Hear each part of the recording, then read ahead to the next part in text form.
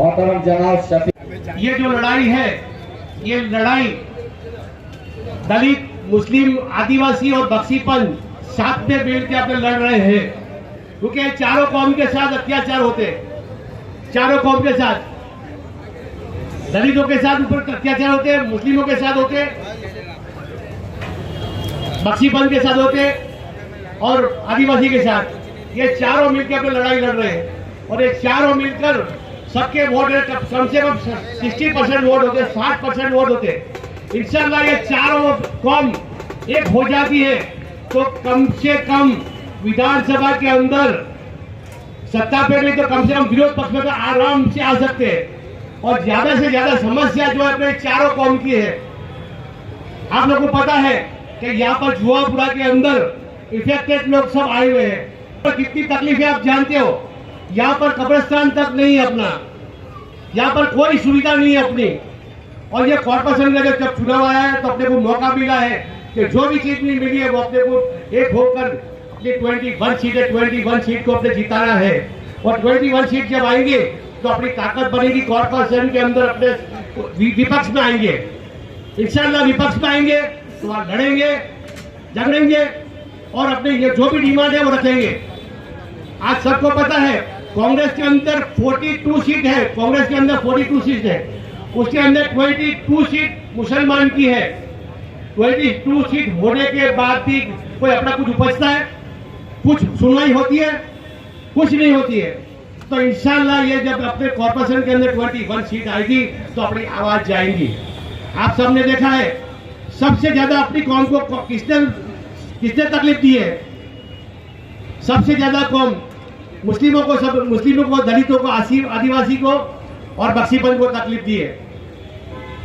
और ये चारों एक होकर इंशाल्लाह अपने ज्यादा से ज्यादा सीट लानी है। कॉर्पोरेशन के अंदर विपक्ष में आने के बाद विधानसभा की तैयार करनी है, तो सब मिलकर अपने एक होके एक मंच पे आना है। इंशाल्लाह ये कॉर्पोरेशन पतेगा। कॉर्पोरेशन के अंदर जितने भी उलमा है, जितने भी सियाह सुन्नी, जितने भी हमारी बैठक चालू अभी, जैसे कॉर्पोरेशन पतेगा सबको एक होकर एक होना पड़ेगा। अगर नहीं हो गए, ये मौका मिला है, असुद्दीन ओवैसी साहब जो आए हैं सबको एक कर रहे हैं। अब एक हो जाओ, एक हो गए तो इंशाल्लाह अपनी आवाज बढ़ेगी। ये कॉर्पोरेशन से अपने स्टार्ट कर रहे हैं। आपने देखा है कांग्रेस ने अपने को बेवकूफ बनाया, आज तक क्या दिया अपने को कांग्रेस ने? आज देश आजाद हुआ उसके पीछे, देश आजाद हुआ उस टाइम से लेके आज तक मुसलमान कांग्रेस के पीछे पागल है।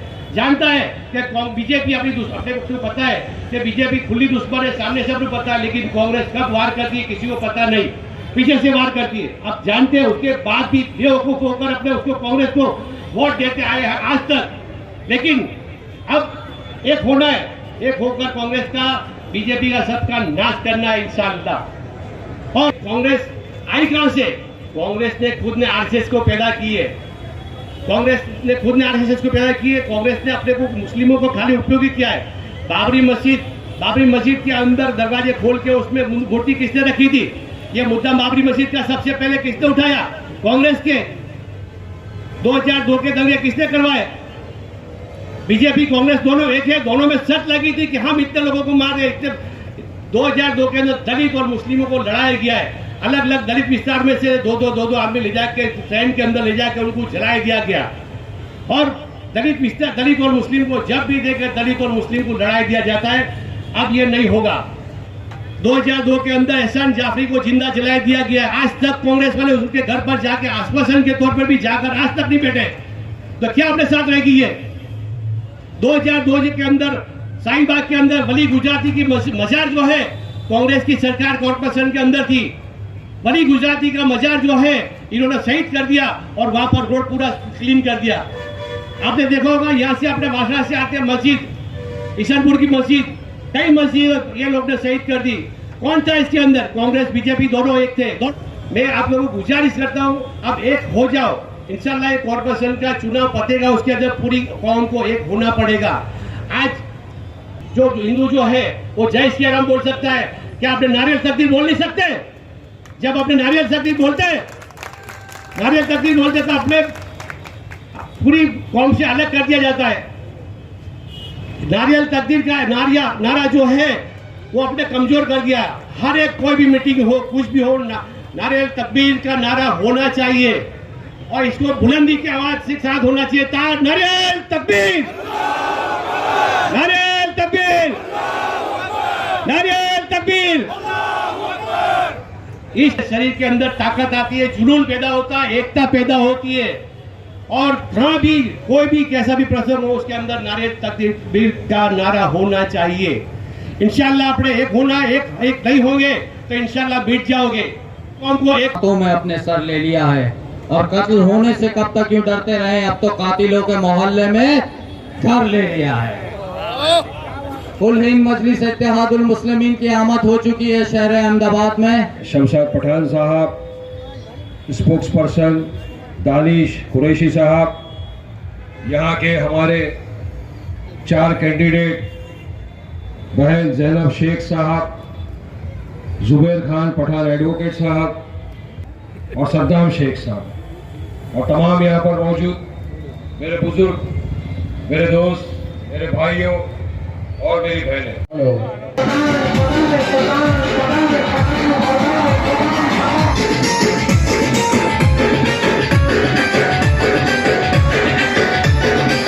आ गए जिनकी हमको बरसों से तलाश, आज वो पार्टी हमारे बीच आई है जो हमारे हक की लड़ाई लड़ती है। आज हमको ऐसा लग रहा है कि वाकई में हम भी बेसहारा नहीं है, हमारे सर पर भी है हमारा कायद जो संविधान की रक्षा की बात करता है और हमारे आने वाले मुस्तकबिल की बात करता है। क्योंकि बरसों से काफी सारे लोग हैदराबाद गए, असद भाई को मिलने गए, कुछ मुंबई आए, मेरे पास मिलने आए। सबका एक ये कहना था कि वारिस भाई गुजरात में मजलिस इत्तेहाद मुस्लिमीन कब आएगी। हमने यही आश्वासन दिया था कि रुकिए, हम इंशाअल्लाह बहुत जल्दी आएंगे और वो दिन आज गुजरात की सरजमीन पे आ गए। इंतजार था हम, और क्यों ना हम इंतजार करें, हम तो 70 साल से इंतजार कर रहे थे ऐसे किसी शख्स का जो आए हमारा रहनुमा बने, जो आए हमारे हक की लड़ाई लड़े, जो आकर संविधान को बचाए, संविधान के दायरे में रहकर हमारा हक मांगे, सरकार की आंखों में आके डाल करवाए। यही नियत थी। इतने वर्षों से आपके पास कोई विकल्प नहीं था, कोई ऑप्शन नहीं था। एक तरफ भाजपा थी तो दूसरी तरफ अपने आप को सेक्युलर कहने वाली पार्टी कांग्रेस थी। हमने भाजपा को वोट नहीं दिया, ना कभी इंशाअल्लाह ताला देंगे। हमने वोट दिया कांग्रेस को। उन्होंने कहा हम सेक्युलर है। हमारा वोट तो लिया अपनी जागीर समझकर, हमारे पास ऑप्शन नहीं था। मगर वोट लेने के बाद उनमें इतनी ताकत नहीं थी कि भाजपा को वो हरा सके। आज अगर भाजपा 30 साल से सत्ता में बैठी है गुजरात में, तो ये कांग्रेस की नपुंसकता की वजह से बैठी हुई है गुजरात में। इनमें ताकत नहीं है उनको हराने की। ये अपने अंदर नहीं झांकते कि हम में कहां कमी है, हम कहां फेल हो गए। हमने तो पब्लिक से वादे किए थे, वो हम पूरा नहीं कर सके। क्यों पूरा नहीं कर सके? क्यों लोग हमसे नाराज है? क्यों हम लोगों की आवाज सरकार तक नहीं पहुंचाने में कामयाब हो रहे हैं? इनको इसमें झांकने का वक्त और फुर्सत नहीं है। इनको फुर्सत थी पैसे बनाने में। इनको अब फुर्सत मिल गई है, आराम से बैठे हैं। तो अब शुरू हो गए MIM आई है गुजरात में, ये B टीम है, C टीम है, D टीम है। अरे आप A से Z तक की टीम बना लो, हमको कोई फर्क पड़ने वाला नहीं है। कोई फर्क नहीं पड़ता। 30 बरस नहीं लड़े, फिर क्यों भाजपा जीती? 15 साल से अहमदाबाद म्युनिसिपल कॉर्पोरेशन के अंदर भाजपा सत्ता में है, हम तो चुनाव नहीं लड़े, फिर क्यों वो सत्ता में है? आपकी कमी है। कांग्रेसियों, अब भी वक्त है, सुधर जाओ, सुधर जाओ। और अब तो जो घबराहट और बौखलाहट का मंजर सामने आ रहा है वो देखने लायक। मैंने अभी सुना कि कुछ कांग्रेस के लीडर खुद के गिरेबान में तो झांकते नहीं है कि कितने दलदल में डूबे हुए हैं। वो आकर अनाप शनाप बात करने लग गए, ओवैसी वैसे है, ओवैसी वैसे है। अरे ओवैसी कैसे है, पूरे देश को पूछ ले भाई, जाके समझ में आ जाए क्या काम किया ओवैसी ने। मैं बोलता हूँ मैं तुम्हारे को प्लेन की टिकट देता हूँ, मैं तुम्हारा खर्चा उठाता हूँ, कांग्रेसी हो, आओ मेरे साथ, आओ हैदराबाद में, आओ तेलंगाना में, और देखो ओवैसी ने क्या काम किया। और उसके बाद मुझे बताना कि तुम्हारे किस कांग्रेसी ने पूरे हिंदुस्तान के अंदर 70 साल राज कर भी वैसा काम किया। 5% काम भी अगर आपने किया हो तो मुझे बता दो। मैं सवाल करता हूं, आज हैदराबाद तेलंगाना में ओवैसी ने 4 बड़े बड़े अस्पताल बनाए, 10 रुपए का कार्ड लो, 3 महीना इलाज मुफ्त, और सबके लिए। हमारे हिंदू भाई बहन भी इलाज कराते हैं मुफ्त, दलित भाई बहन भी जाते हैं, सब लोगों के इलाज मुफ्त। मैं पूछना चाहता हूँ जुवापुरा की जनता से, चलो इंडिया तो बाद में जाएंगे, जुवापुरा में आए, गुजरात में आए, क्या कोई अस्पताल आपके यहाँ ऐसा बनाया आज तक सरकार ने? बनाया है क्या? नहीं किया आवाम से। क्या किसी कांग्रेसी ने या भाजपा ने 15 साल आपके सत्ता में बैठकर राज कर ऐसी 14 स्कूलें कभी बनाई है क्या? बताओ। हम तेलंगाना में पब्लिक को बेटर फैसिलिटीज दे रहे हैं, जैसे हॉस्पिटल प्रोवाइड कर रहे हैं, जैसे हम बच्चों को पढ़ाई दे रहे हैं, हर बच्चों के हाथ में हमारा कलम देना, ये हमारा इरादा है। ये इरादा लेकर असद ओवैसी पूरे हिंदुस्तान के अंदर जाना चाहते हैं, तो क्या कोई गलत कर रहा था? उनका ये अरमान है कि हिंदुस्तान का एक एक बच्चा, उसके हाथ में कलम हो, वो पढ़े लिखे, डॉक्टर बने, इंजीनियर बने, वकील बने, IAS IPS IFS ऑफिसर बने। तो क्या ये अरमान उनका गलत है क्या? वो अरमान लेकर पूरे देश में चला। वरना क्या चीज की कमी थी असद ओवैसी साहब के पास? खानदानी है, 3 टर्म के MLA, 4 टर्म के MP, अल्लाह का दिया हुआ सब कुछ है उनके पास। नाम, इज्जत, दौलत, शोहरत, नाम इतना के देश के बड़े बड़े मंत्रियों का नहीं है, उससे ज्यादा उनका नाम चलता है पूरे देश में। परिवार है आपके मेरी तरह, बच्चे बीवी है, मगर फिर भी क्यों सबको छोड़कर पूरे देश में घूम रहे हैं? क्यों? कि एक दर्द है उनके सीने में, एक दर्द है उनके दिल में, कि मुझे भी दर्द है सीने में, कि जिस तरह से मैंने तेलंगाना में लोगों को ये सब चीज दी है, इसी तरह मैं पूरे देश के विभिन्न इलाकों में हर जगह जा जाके लोगों को प्रोवाइड करूं। इसलिए वो आदमी निकल पड़ा है पूरे देश में। और आपके हमारे लिए किसके लिए लड़ रहे हैं? खुद के लिए तो मैंने बता दिया ना आपको, सब कुछ अल्लाह का दिया हुआ है। आज जो ओवैसी ब्रदर्स लड़ रहे हैं, ये लड़ाई आप जो हमारे लिए कर रहे हैं साहब, हमारे आने वाले बच्चों का मुस्तकबिल संवर जाए इसलिए कर रहे हैं। वरना 70 बरस से जो हम देखते आए, आगे भी वही मसला चलता रहेगा मेरे भाइयों। क्यों आप ओवैसी साहब के साथ नहीं गए जब पूरा जहां हमारा लूट रहा था? पढ़ाई हमारे पास नहीं थी, प्रॉपर इंफ्रास्ट्रक्चर नहीं थे, अस्पताल नहीं थे, स्कूल नहीं थे हमारे पास, और एक इंसान आया था आपके पास मदद मांगने के, मेरा साथ दो, हम साथ में मिलकर गुजरात की तस्वीर को बदलेंगे। तो अब्बा आप क्यों उनके साथ नहीं गए? तब आपके हमारे पास कोई जवाब नहीं होगा भाई।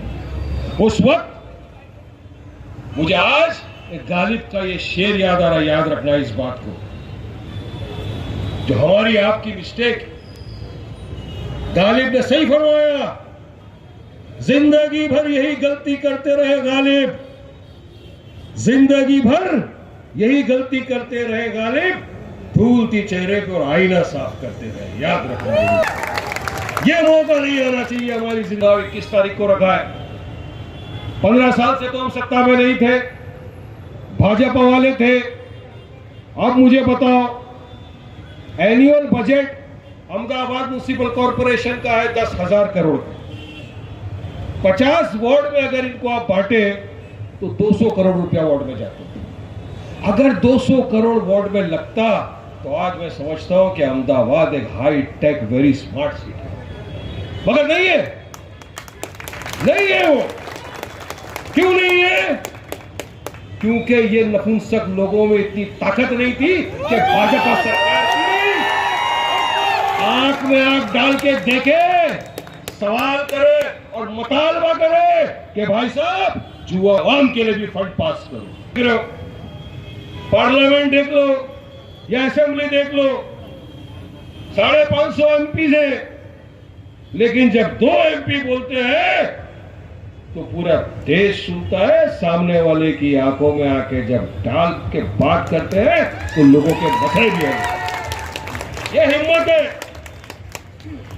मैंने सुना कि भाजपा वालों का ये कहना है, डराने धमकाने की बात है कि अगर जुआपुरा वाले हमको वोट नहीं देंगे तो हम कॉरपोरेशन का पावर यूज करके ये तोड़ देंगे, वो तोड़ देंगे। वो दिन चले गए भाई।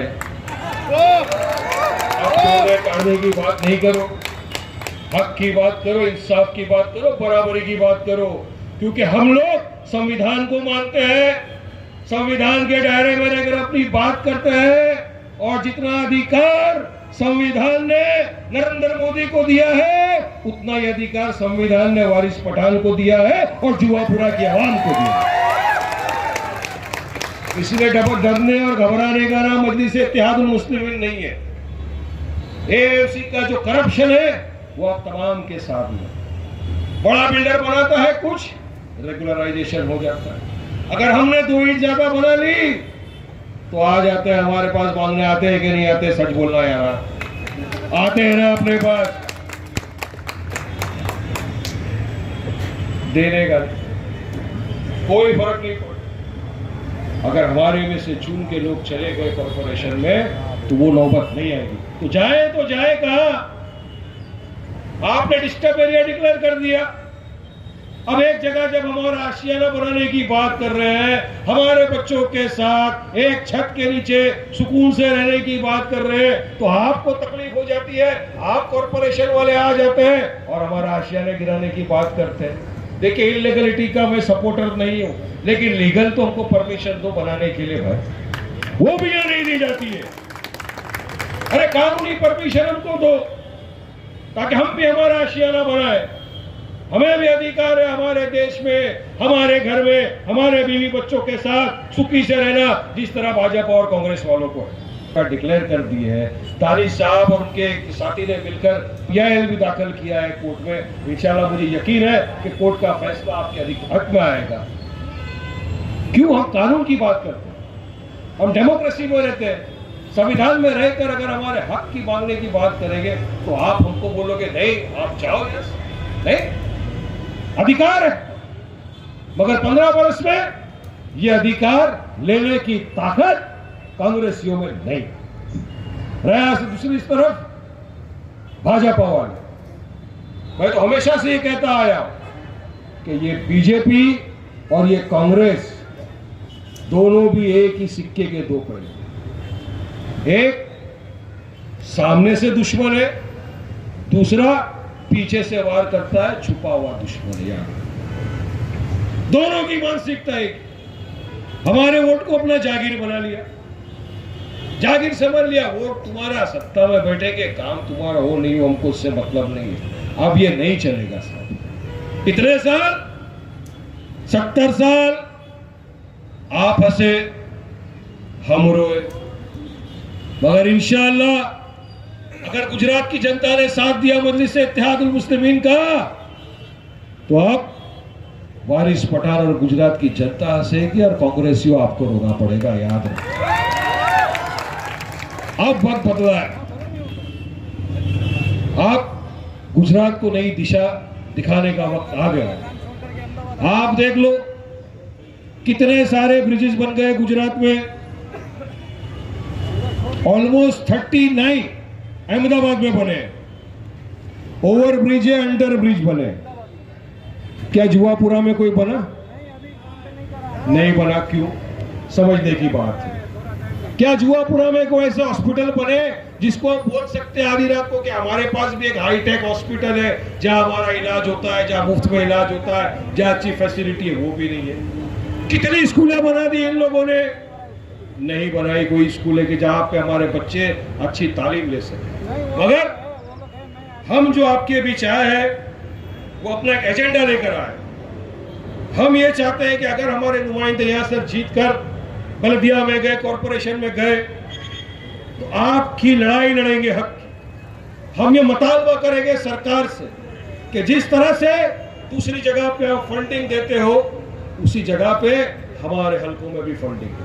और हमारे हलकों से मेरा बोलना है, हम पूरे वंचित समाज, आदिवासी, दलित, पूरी माइनॉरिटी कम्युनिटी जिसके साथ इतने सारा अन्याय हुआ है, उनको सबको मैं लिख के गिनता हूं और बोलता हूं, हम लोग, हमारे साथ अन्याय हुआ। और आज आपकी दुआओं से पूरा देश का आदिवासी, ट्राइबल, दलित भाई बहन, हमारे हिंदू भाई बहन भी सबके सब हमारे साथ मिलकर काम करने को तैयार है। सब हमारी हक की लड़ाई अगर कोई लड़ सकता है तो वो कांग्रेस भाजपा नहीं, हमारे हक की लड़ाई कोई लड़ सकता है तो वाहिद एक शख्स है, वो है बैरिस्टर असदुद्दीन ओवैसी साहब। तो तुम चले जाओगे भाई, तुम कहां जाने का टाइम आ गया ना इनका जाने का टाइम आएगा। हम तो कहीं जाने वाले नहीं है। मेरे सदर बैरिस्टर असदुद्दीन ओवैसी ने अहमदाबाद में बड़ी सभा में कहा, मजलिस इत्तेहादुल मुस्लिमीन यहाँ आई है तो इंशाअल्लाह ताला हम आपके बीच ता कयामत तक रहने वाले हैं। याद रखना इस बात, हम काम करने में मानते हैं, आप हमारा साथ। अगर आज एक शख्स आपकी हमारी लड़ाई लड़ रहा है, हमारा भी फर्ज बनता है उसका साथ देना। जितना अधिकार आपका मजलिस इत्तेहादुल मुस्लिमीन बैरिस्टर असदुद्दीन ओवैसी और वारिस पठान पर है, उतना ही अधिकार हमारा भी आप पर है। याद रखो, हम भी अपने अधिकार से आपसे मांगते हैं, हम भी अपने अधिकार से आपसे दरखास्त करते हैं, रिक्वेस्ट करते हैं कि आने वाली 21 फरवरी को जो अहमदाबाद म्युनिसिपल कॉर्पोरेशन में चुनाव है, उसमें आप पूरी तरह से साथ दो, हमारा पूरी तरह साथ दो। और मजलिस इत्तेहादुल मुस्लिमीन के जितने भी उम्मीदवार को जमात ने ऐसे टिकट दिए है, उनको आप भारी अक्सरियत वोटों के साथ जिता, आप जिता के इनको बलदिया में भेजिए। ये आपकी आवाज है। ये मत सोचिए कि वो जीत के चला गया, वो कॉर्पोरेटर बन गया। मजलिस इत्तेहादुल मुस्लिमीन का कोई भी इंसान हो, कॉर्पोरेटर हो, एमएलए हो, वो सब पहले जमात का एक कार्य करता है और उसके बाद जो पोस्ट है वो पोस्ट है। फिर चाहे वारिस पठान हो, मैं भी एक जमात का छोटा सा अदना सा एक कार्य करता हूँ। आपसे अदब रिक्वेस्ट करता हूँ, दरखास्त करता हूँ कि इतने बरस चले गए, हम कुछ नहीं कर पाए, अब मौका अपने हाथ में है।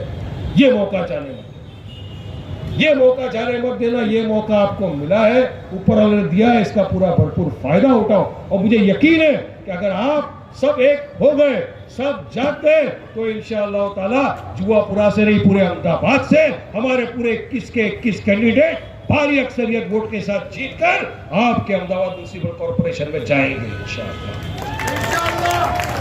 साल में एक दिन ऐसा आता है कॉर्पोरेशन का चुनाव, जब हमको अगर हमारी थोड़ी सी नींद खराब कर हम पोलिंग स्टेशन पे चले गए और अपने वोट का सही इस्तेमाल कर लिया, तो पूरा हमारे आने वाला फ्यूचर संवर जाता है। मगर हम कुछ तो आराम में लग जाते हैं, कुछ सोचते हैं हॉलीडे का दिन है, घूमने फिरने चले जाते हैं। नहीं मेरे भाइयों, बुजुर्गों, दोस्तों, ये जमात का अदना सा सिपाही आज आपसे सिर्फ एक रिक्वेस्ट करने आया है कि अपना वोट जो संविधान ने आपको अधिकार दिया यूज करने का, उसको पूरी तरह यूज करो।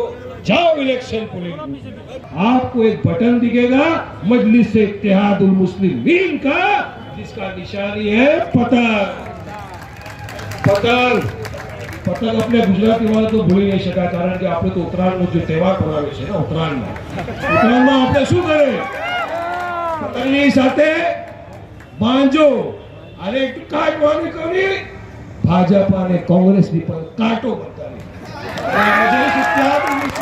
પતંગ પૂરા ગુજરાતમાં ઉડવી જોઈએ, એટલી ઊંચી ઉડાવો આકાશમાં કે ભાજપા પર થરથરા જાય અને કોંગ્રેસ પર થરથરા જાય। આ લોકોએ સમજમાં આ જાય કે 70 વર્ષ સુધી આપણે રાજ કર્યા, આ લોકો માટે કંઈ પણ નહીં કર્યા। અત્યારે અમદાવાદની જનતા જાગી ગઈ છે, હવે એ લોકો મજલિસ ઇત્तेहादुल मुस्लिमीन સાથે જશે અને બેરિસ્ટર અસદુદ્દીન ઓવૈસીની પાર્ટી એમઆઈએમ ને વિજયી કરવાશે અને એને કેન્ડિડેટ જીતાડશે। આ જજ્બા લઈને કામ કરો મારા ભાઈઓ, બુजुर्गों, दोस्तों। ફરી પાછી આવશું તમારી પાસે वो भी मुस्लिम नेता। शाबाश। अब आया हूं पहाड़ के नीचे। शाबाश, असलियत दिखा दिया।